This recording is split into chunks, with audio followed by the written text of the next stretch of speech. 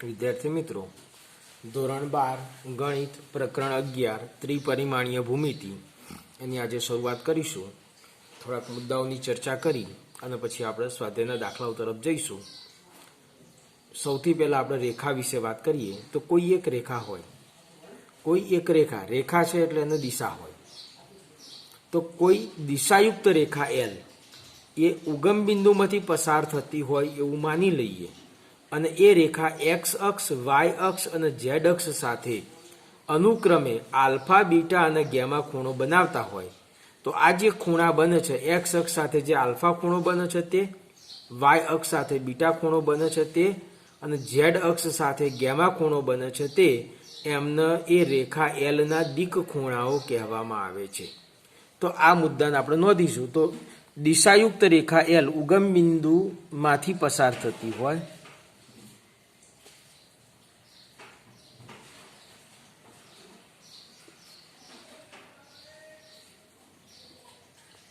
દિશાયુક્ત રેખા L ઉગમ બિંદુથી પસાર થતી હોય અને એક્સ અક્ષ સાથે આલ્ફા,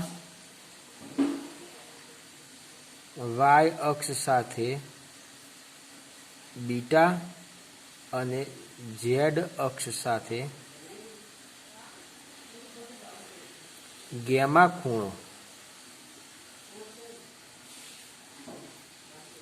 બનાવે તો આ જે આલ્ફા, બીટા અને ગેમા છે એને આ રેખાના દિક ખૂણાઓ કહેવામાં આવે છે. તો આલ્ફા, બીટા અને ગેમાને રેખા એલના દિક ખૂણા કહેવાય છે.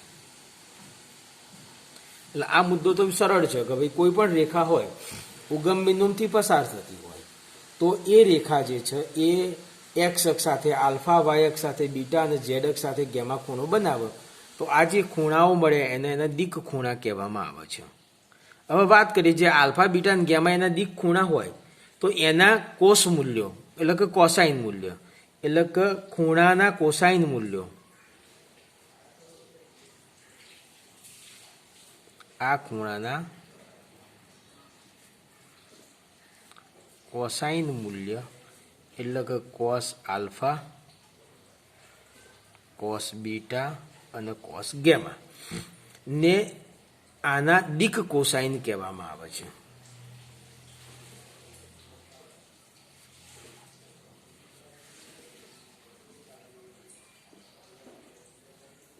દિક કોસાઇન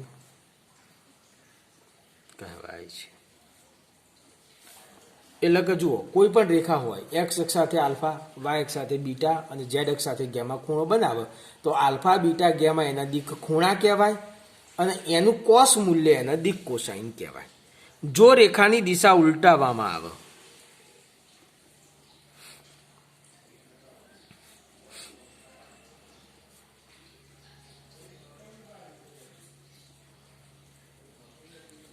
તો એના જે ખૂણા છે ને એ પાઈ માઇનસ થઈ જશે. તો ખૂણા pi minus alpha, pi minus beta અને પાઈ માઇનસ ગેમા થાય. હવે જો ખૂણા જે pi minus alpha, pi minus beta અને પાઈ માઇનસ ગેમા થાય તો એના કોસાઇન મૂલ્યો જે છે તો કોસ પાઈ માઇનસ આલ્ફા એટલે માઇનસ કોસ આલ્ફા થશે, કોસ પાઈ માઇનસ બીટા એટલે માઇનસ કોસ બીટા થશે અને કોસ પાઈ માઇનસ ગેમા એટલે માઇનસ કોસ ગેમા થશે. હવે અહીંયા આગળ બીજી એક વાત કરી લઉં કે રેખાના દિક કોસાઇનના સમપ્રમાણમાં હોય એવી કોઈ પણ ત્રણ સંખ્યાના રેખાના દિક ગુણોત્તર કહેવામાં આવે છે. તો વાત કરીશું રેખાના દિક કોસાઇનના સમપ્રમાણમાં હોય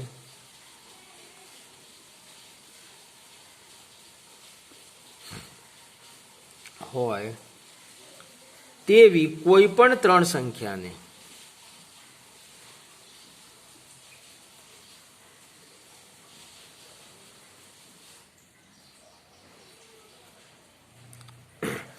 તેવી કોઈ પણ ત્રણ સંખ્યાને રેખાના દિક ગુણોત્તર કહેવામાં આવે છે.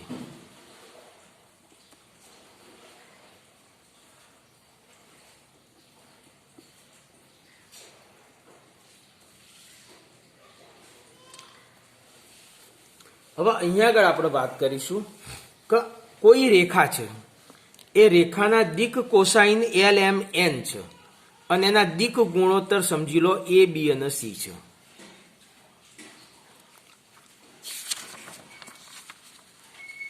આપેલ રેખા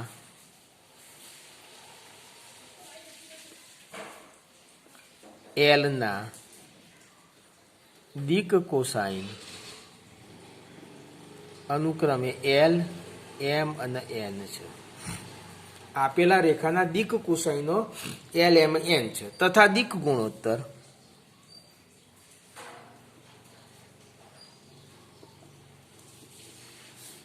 A, B અને C હોય તો L બરાબર આપણે વિચારીએ તો શું થાય તો કે ભાઈ plus or minus A upon under root of ત્રણેય દિક ગુણોત્તરના વર્ગોનો સરવાળો એટલે A square plus B square plus C square. M બરાબર વિચારો તો plus or minus B upon under root of A square plus B square plus C square અને N is equal to plus or minus C upon under root of A square plus B square plus C square થાય. એટલે અહીંયા આગળ તમારે દિક cosine શોધવા હોય અને તમને દિક ગુણોત્તર આપેલા હોય તો તમે આ રીતે વિચારી અને લખી શકો છો. પ્લસ ઓર માઇનસ એ ચિહ્ન એ દિશા ઉપર આધારિત છે. દિશા ઉલટાવવામાં આવે તો જો પહેલાં પ્લસ હોય તો માઇનસ થાય, પહેલાં માઇનસ હોય તો પછી પ્લસ થાય. હવે દિક કોસાઇનનો વ્યક્તિગત સંબંધની વાત કરીએ તો રેખાના દિક કોસાઇન L, M અને N હોય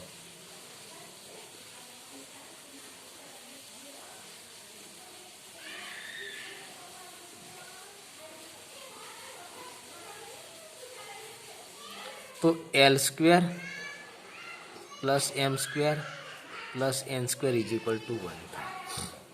રેખાના દિક કોસાઇન L, M અને N હોય તો L square plus M square plus N square is equal to 1 થશે. આ બાબત પણ આપણે સમજી શકીએ એવી છે.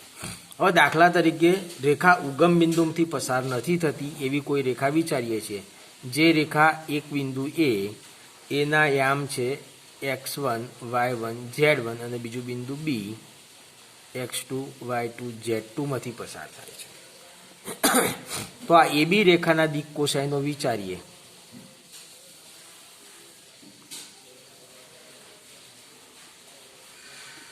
તો પહેલો દિક કોસાઇન L વિચારીએ તો x2 minus x1 upon under રૂટની અંદર દરેક દિક ગુણોત્તરના વર્ગનો સરવાળો. પહેલો દિક ગુણોત્તર લઈશું તો x2 માઇનસ x1 તો x2 માઇનસ x1 નો વર્ગ પ્લસ બીજો લઈએ તો y2 માઇનસ y1 નો વર્ગ, ત્રીજો લઈએ તો z2 માઇનસ z1 નો વર્ગ. આવી રીતના M વિચારો તો y2 minus y1 upon under રૂટની અંદર થઈ જશે એ તો આવવાનું x2 માઇનસ x1 નો વર્ગ પ્લસ y2 માઇનસ y1 નો વર્ગ પ્લસ z2 માઇનસ z1 નો વર્ગ. એ રીતના તમે n પણ નક્કી કરી શકો છો. તો આ પ્રમાણે તમારે કોઈ પણ રેખા હોય, રેખા ઉગમ બિંદુથી પસાર થતી હોય, એના દિક કોસાઇન દિક ગુણોત્તર શોધવાના હોય, એની વચ્ચેનો સંબંધ લેવાનો હોય તો તમે કરી શકો છો, લઈ શકો છો. હવે આપણે દાખલાઓ વિશે વાત કરવી છે તો દાખલાઓ માટે પહેલો દાખલો વિચારીએ છીએ. કોઈ એક રેખા રકમ આલેલી છે. જો કોઈ એક રેખા x અક્ષ, y અક્ષ અને z અક્ષ સાથે અનુક્રમે 90 અંશ, 135 અંશ અને 45 અંશના ખૂણા બનાવે તો તેના દિક કોસાઇન શોધો. એટલે અહીંયા આગળ રેખાના અક્ષો સાથેના ખૂણા આપેલા છે. સૌથી પહેલા આપણે વાત કરીએ તો રેખા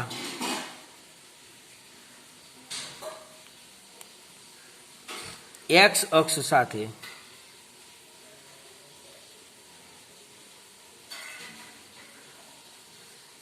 આલ્ફા, y અક્ષ સાથે બીટા અને z અક્ષ સાથે ગેમા ખૂણો બનાવે છે.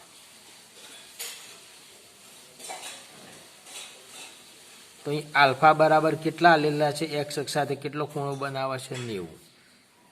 વાય અક્ષ સાથે ખૂણો બનાવે છે બીટા, બીટા બરાબર 135 અંશ. અને ઝેડ અક્ષ સાથે ખૂણો બનાવે છે ગેમા, ગેમા બરાબર 45 અંશ. હવે અહીંયા આગળ આના કોસાઇન મૂલ્ય શોધીએ. એના દિક કોસાઇન થશે એટલે cos alpha is equal to cos 90, cos 90 થશે 0.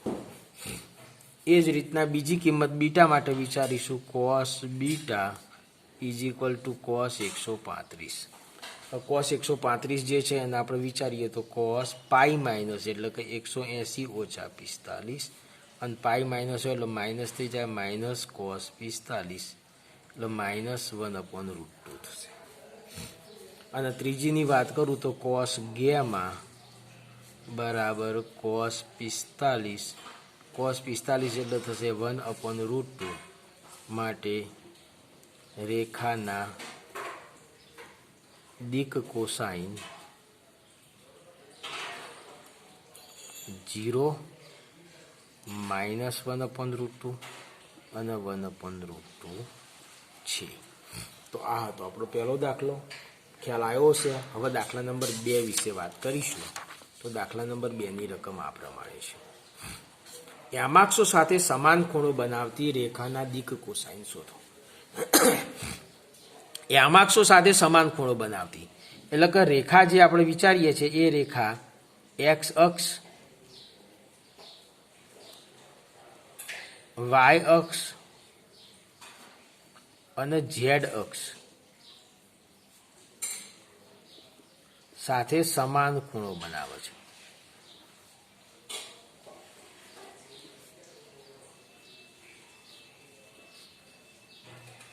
એટલે અહીંયા આગળ આલ્ફા બરાબર બીટા બરાબર ગેમા થાય, આવું વિચારી શકાય.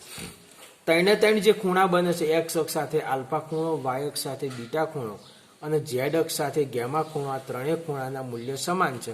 એટલે આલ્ફા બરાબર બીટા બરાબર ગેમા આવું થશે. હવે આપણે જાણીએ છીએ એનો સંબંધ કોસાઇનોનો, તો cos square alpha plus cos square beta plus cos square gamma is equal to 1 થાય. હવે બધા જ સમાન છે એટલે બીટાની જગ્યાએ પણ આલ્ફા મૂકી શકાય અને ગેમાની જગ્યાએ પણ આલ્ફા મૂકી શકાય. એટલે કોસ સ્ક્વેર આલ્ફા વત્તા કોસ સ્ક્વેર બીટા છે તો એની જગ્યાએ કોસ સ્ક્વેર આલ્ફા વત્તા ગેમાની જગ્યાએ પણ cos square alpha is equal to 1.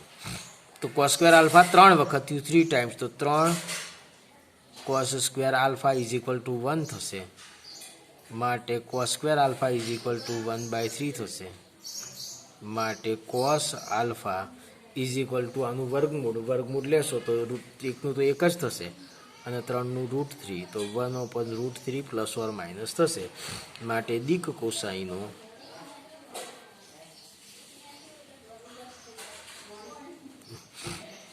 Plus or minus 1/√3 plus or minus 1/√3 અને પ્લસ ઓર માઇનસ 1/√3 છે. આ હતો આપણો દાખલા નંબર 2.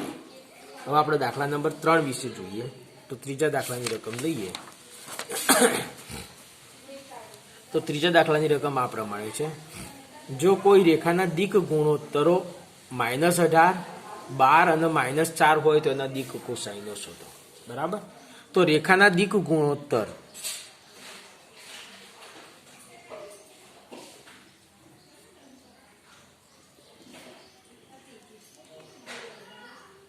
-18, 12 અને -4 છે.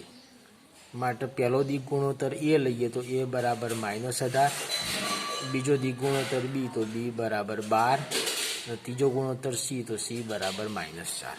તો આ પ્રમાણે આપણને એ, બી અને સીના મૂલ્યો મળી જશે. બરાબર. હવે આપણે અહીંયા આગળ વાત કરીએ તો a² plus b² plus c². તો a² એટલે -18નો વર્ગ પ્લસ b² એટલે 12નો વર્ગ પ્લસ c² એટલે -4નો વર્ગ થશે. તો -18નો વર્ગ, તો 18નો વર્ગ 8 × 8 = 64 તો 324 થશે, પ્લસ 12નો વર્ગ 144 થશે અને 4નો વર્ગ 16 થશે. 6 અને 4 10 ને 4 14 વધી 1, 4 ને 1 5 1 6 7 8 3 ને 1 4 484 થશે બરાબર। હવે અહીંયા આગળ આપણે વાત કરીએ તો આના દિક કોસાઈનો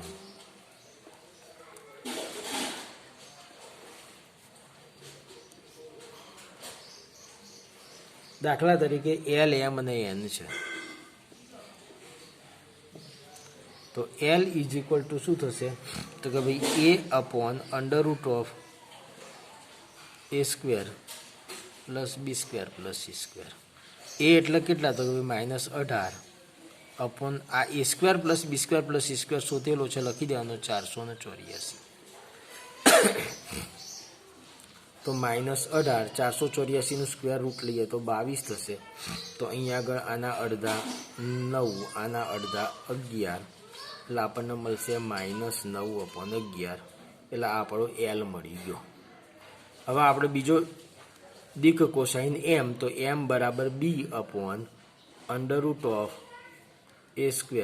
પ્લસ B² પ્લસ C²। તો B એટલે કેટલા છે તો કે ભાઈ 12 અપોન √484 તો 12/484 નું રૂટ તો 22 થશે 12 ના અડધા 6 આના અડધા 11 એટલે 6/11 બીજો જવાબ થશે। ત્રીજો દિક કોસાઇન આપણે N લઈએ તો N બરાબર C/√A² plus B² plus C²। તો C નું મૂલ્ય કેટલું છે તો કે ભાઈ -4 √484 તો -4/22 આના અડધા 2 આના અડધા 11 એટલે -2/11 થશે। માટે દિક કોસાઈનો -9/11 6/11 અને -2/11 છે। આ તો આપણો દાખલા નંબર 3 જે સમજી શક્યા હશો ખ્યાલ પણ આવ્યો હશે તો આપણે આગળ દાખલા નંબર 4 વિશે વાત કરીશું। તો ચોથો દાખલો એવો છે કે આપણને 3 બિંદુ આપેલા છે 2 3 4 -1 -2 1 અને 5 8 7 આ સમરેખ છે એવું બતાવવું છે। તો 3 બિંદુ સમરેખ બતાવવા છે તો આપણે એના દિક ગુણોત્તરો શોધીએ। તો પહેલું બિંદુ આપણે A લઈએ છીએ A 2 3 4 બીજું બિંદુ B લઈએ છીએ -1 -2 1 અને ત્રીજું બિંદુ C લઈએ છીએ 5 8 અને 7 3 ભિન્ન બિંદુ છે।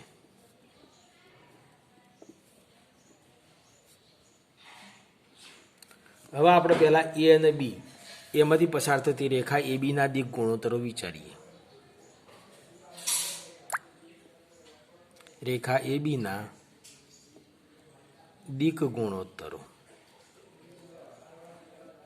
જે રેખા AB ના દિક ગુણોત્તર હું ABC એટલે કે A1 B1 અને C1 વિચારું છું। તો AB ના દિક ગુણોત્તર લઈએ તો A1 એટલે શું થશે તો કે ભાઈ એ ઘટકોનો જે પહેલા ઘટકોનો બાદબાકી તો પહેલા ઘટકોની બાદબાકી એટલે x2 - x1 તો x2 એટલે -1 ઓછા 2 B માંથી એ બાદ થશે AB ના દિક ગુણ તો -3 થશે પછી -2 ઓછા 3 તો આ થઈ જશે -5 અને 1 ઓછા 4 તો 1 માંથી 4 જાય તો -3 તો આપણને મળી ગયા AB ના દિક ગુણોત્તરો। હવે આપણે BC ના દિક ગુણોત્તરો વિચારીએ।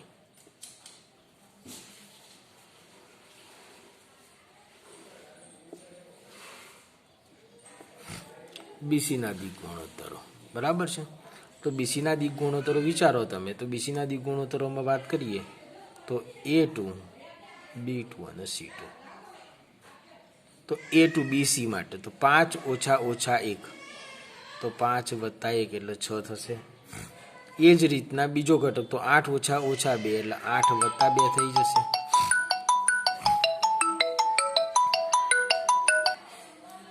8 વત્તા 2 એટલે 10 થશે। અને ત્રીજાની વાત કરું છું 7 ઓછા 1 એટલે 6 થશે। એટલે હવે અહીંયા વાત કરીએ આપણે